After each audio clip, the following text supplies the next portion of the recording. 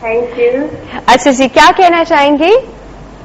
جی میں یہ بات کہنا چاہتی ہوں کہ میرا بھی وزن بڑھا ہوا ہے، لیکن میں نے کبھی یہ شوگر کی ٹیسٹ نہیں کروائے. اب گھر میں ہاؤس وائف ہوں، باہر نکل نہیں سکتی ہوں، اتنی وہ نہیں ہے، تو مجھے کسے پتا چل سکتا ہے؟ ہم میٹھا بھی نہیں کھاتے، صبح کو ایک چائے کپ پیتے ہیں، وہ پھیکی پیتے ہیں، تو مجھے یہ پتہ نہیں ہے. لیکن جیسے بے چینی ہوتی ہے، رات کو نیند نہیں آتی ہے، لیکن یہ سمجھ میں نہیں آ رہا تو یہ کیسے ٹیسٹ کرا سکتے ہیں؟ مجھے کیسے پتا چلے کہ مجھے شوگر ہے یا نہیں ہے؟ اچھا، ایک بات بتائیں، اپنی ایج بتائیے گا. جی 28 سال. 28 سال؟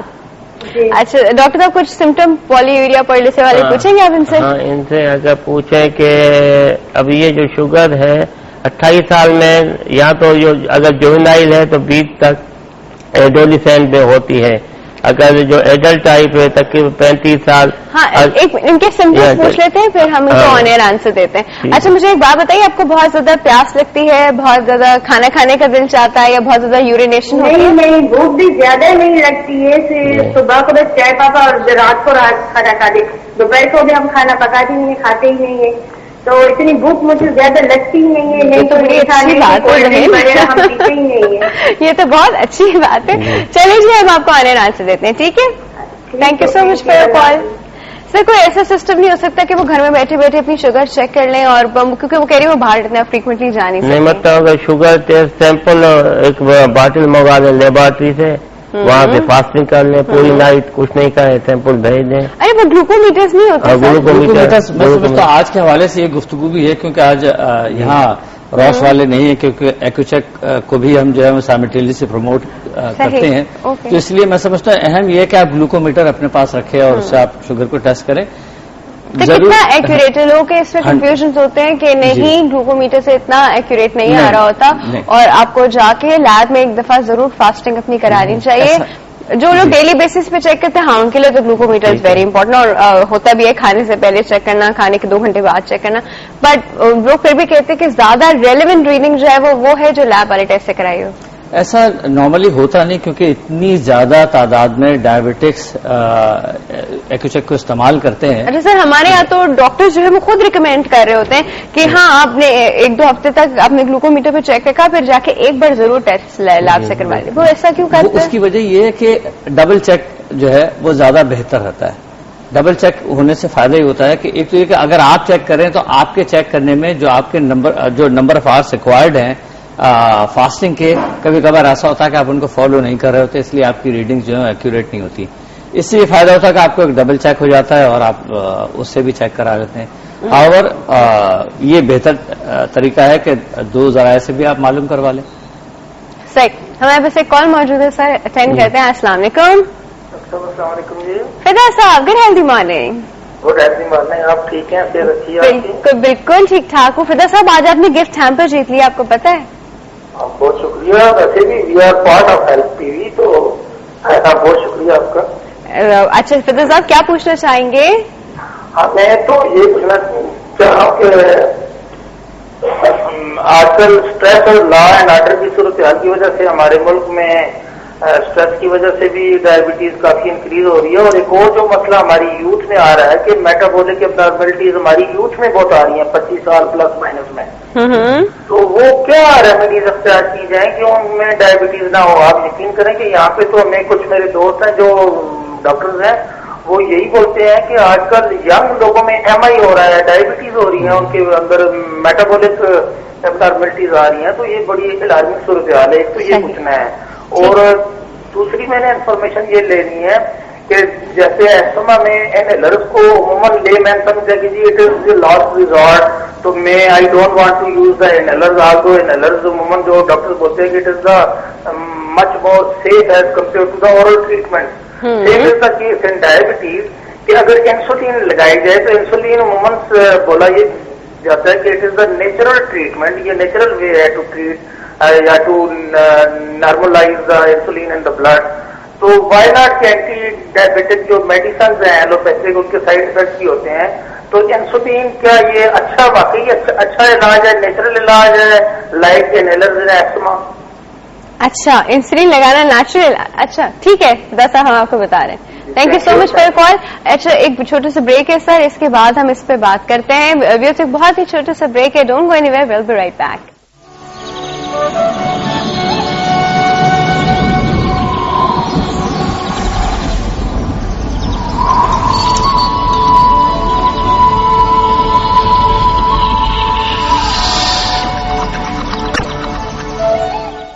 Welcome back to good healthy morning. अच्छा जी, फिदा साहब की कॉल आई थी और वो पूछ रहे थे कि क्या इंसुलिन लगाना नेचुरल है? जिस तरह एस्मेटिक्स जो होते हैं वो सारा वक्त इनहेलर यूज करते हैं, इस तरह क्या वो इंसुलिन भी लगाना नॉर्मल है?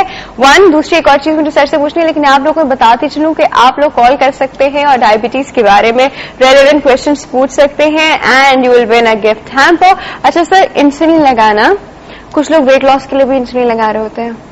Is this on? अच्छा, पहली बात यह है कि जब भी किसी को डायबिटीज हो तो पहली है कि वॉक करें. वॉक करने से ये होता है बाय अननोन मैकेनिज्म कि इट रिड्यूस ये जो है ब्लड शुगर, एक्सरसाइज, वर्जिश शुगर वो कम करती है. उसके बाद फिर डाइट कंट्रोल, ऐसी चीज जो शुगर के मालिक्यूल्स ज्यादा दे रहा है, जैसे खजूर है, गन्ना है, अंगूर है, इसके पार्टिकल ज्यादा से ज्यादा ग्लूकोज देता है, तो ये चीजें हमें अवॉइड करनी पड़ेगी. तो उसके बाद तीसरे नंबर पे होता है ये जो हम देते हैं दवाइयाँ. अच्छा, अब इंसुलिन देने के लिए इंडिकेशन है कि जब किसी की सर्जरी हो या किसी का कॉम्प्लिकेशन हो, फिर हम जो है ना इंसुलिन इस्तेमाल करते हैं. तो अगर इंसुलिन लगाए तो उसमें थोड़ा वेट गेन होता है, बंदा जो है ना वेट गेन करता जाता है. तो इसके इंसुलिन देने के लिए ये है कि उसके इंडिकेशन बनते हैं, जहाँ पे जो दवाइयाँ हैं ओरल हाइपोग्लाइसेमिक एजेंट वो जवाब दे दें तो फिर एक सॉल्यूशन है कि उसको इंसुलिन लगा दें. या पेश जो आपकी बात सही है कि इस लीन पर्सन जो है ना बिल्कुल थिन वो इस्तेमाल करते हैं, जैसे हमारा वेट गेन हो और जो है ना हम हेल्दी न रह जाए. अच्छा, क्यों सर इंसुलिन वेट गेन क्यों करा रहा है? उसमें यह है कि आदमी जो है ना एक्सरसाइज कम करता है, बस वो इंसुलिन के साथ बैठा रहता है. तो मेरा इंसुलिन मैं खा पी रहा हूँ, फिर 2 लगा दिया, कल तो कम नजर आई, फिर 2 यूनिट और बढ़ा दिए, तो जाहिर है फिर इंसुलिन वेट गेन होता जाता है. ओके. अच्छा सर, मुझे एक बात बताइए, इंसुलिन का कोई और नेम बदल है अगर हम इंसुलिन ना लगाना चाहें? कोई ऐसे प्रोडक्ट्स मार्केट में आ गए हैं, आने चाहिए, या रिसर्च हो रही है उनके ऊपर बस कि इंसुलिन खा ली जाए इंस्टेड इंजेक्शन हर बार लगा रहे? नहीं, ऐसा अभी मेरी नॉलेज में, क्योंकि मेरा फार्मास्यूटिकल से मेरा ताल्लुक है, तो मेरी नॉलेज में ऐसी कोई लेटेस्ट ऐसे कोई पैच टाइप या ट्रांसडर्मल वो लगा दे और वो महीने 2 महीने के लिए काफी हो, हर वक्त इंसुलिन न लगानी पड़े? उसकी वजह ये जो ड्रग डिलीवरी सिस्टम्स कहलाते हैं, जो इंसुलिन है वो तो इंसुलिन ही रहेगी, लेकिन ड्रग डिलीवरी सिस्टम जो है, जैसे आप ओरल ले लें या इंजेक्टेबल ले लें या पैचेज ले लें, ये अभी रिसर्च में है. अभी इनकी जो है वो मतलब दिन में 3-4 बार पिंच करना पेशेंट के लिए यहाँ बहुत अनकंफर्टेबल हो जाता है, साइड भी डैमेज हो जाती है जहाँ पे बार बार लगता है ना इंसुलिन इंजेक्शन. कोई उसका ऐसा सोल्यूशन कि एक बार एक कैप्सूल टाइप में डाल दिया और स्लो रिलीजिंग है इंसुलिन और पेशेंट जो है ये एक्चुअली इस पे बहुत ज्यादा रिसर्च हो रही है इंटरनेशनली. दुनिया में सबसे ज्यादा अहम जो है इस पे काफी काम इस पे हो रहा है, लेकिन अभी तक कोई इतनी सिग्निफिकेंट सक्सेस जिसे कह सकते हैं कि काफी बड़े ट्रायल्स के बाद किसी कंक्लूजन पे जो है रिसर्चर्स पहुंचे और ये क्लेम करें कि ये ये आपने जैसे कहा कि पैचेज हैं, इस पर ऑलरेडी काम हो रहा है, लेकिन अभी तक इसकी रिकमेंडेशन जो है वो मैंने डॉक्टर साहब अगर इस पर कुछ ऐड करना चाहे. इसमें ये है कि अब ये इंसुलिन हार्मोन है, जाहिर ये ब्लड में ही जाना है इसको. अब ओरल में जो खा लें, फिर जाके स्टमक में जाए, फिर डाइजेस्ट हो, फिर वेसल में जाए, ये इम्पॉसिबल होगा. ये दवाइयाँ भी तो खाते हैं ना, जरूरी तो नहीं एंटीबायोटिक हर वक्त लगी रही हो, हम खाते भी तो हैं. वही तो है ना. तो उनका जो इंसुलिन जो है ना, इट इज हार्मोन. अब जो दवाई हम लेते हैं वो जो इंसुलिन जो हार्मोन मौजूद होता है लोअर क्वांटिटी में, कम मकदार में मौजूद होता है, उसको जाके बढ़ाता है.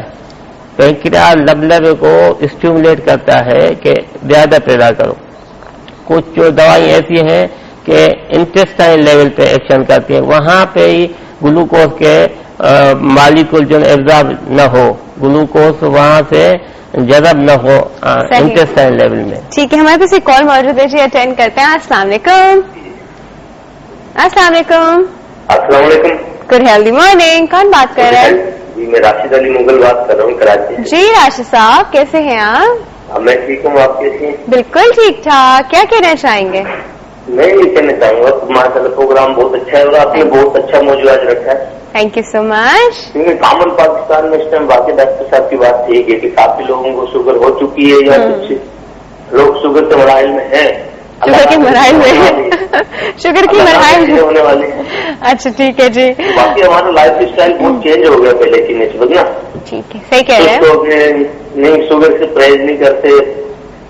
अच्छा मैं ये कहना चाहूंगा कि अल्लाह न करे शुगर हो किसी को और होने के बाद जाते के तरह जैसे फॉर एग्जाम्पल हमारे बहुत स्टार प्लेयर थे वसीम अकरम, उन्हें शुगर है लेकिन वो मेंटेन की अच्छी लाइफ गुजारे। ऐसा कोई तरीकेकार हो कि आम आदमी को शुगर होने के बाद भी अच्छी लाइफ गुजार सके, पेचीदगियां ना हो।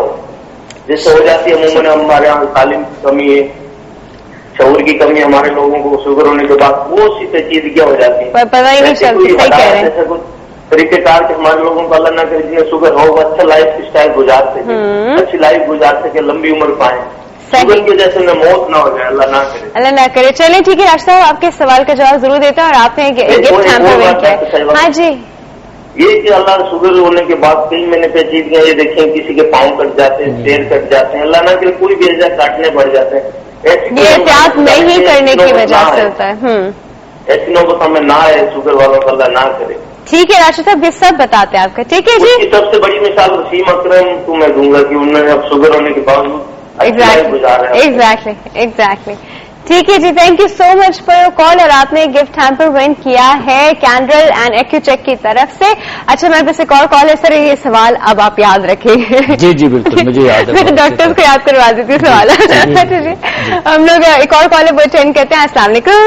अस्सलाम वालेकुम। यस साहब, गुड हेल्दी मॉर्निंग। बिल्कुल ठीक ठाक, आप कैसे हैं? मेरी तबीयत साफ कर दी। खुश रहो। अच्छा बेटा, आज जो डॉक्टर साहब से दोनों डॉक्टर साहब से सवाल है जी, इन्फॉर्मेटिव तो बहुत सारी चीजें बता रहे हैं लेकिन जो मरीज जिस चीज को डील कर रहा है ना उस टॉपिक पे अभी तक किसी ने गुफ्तगू नहीं करी। तो मैं ये कहना चाहता हूँ, मैं खुद को डायबिटिक पेशेंट हूँ, लेकिन जब डायबिटिक पेशेंट 50 के अबव हो जाता है क्योंकि ये शुगर होती है ग्रेजुअली इसकी स्टेज बड़ी होती चली जाती है।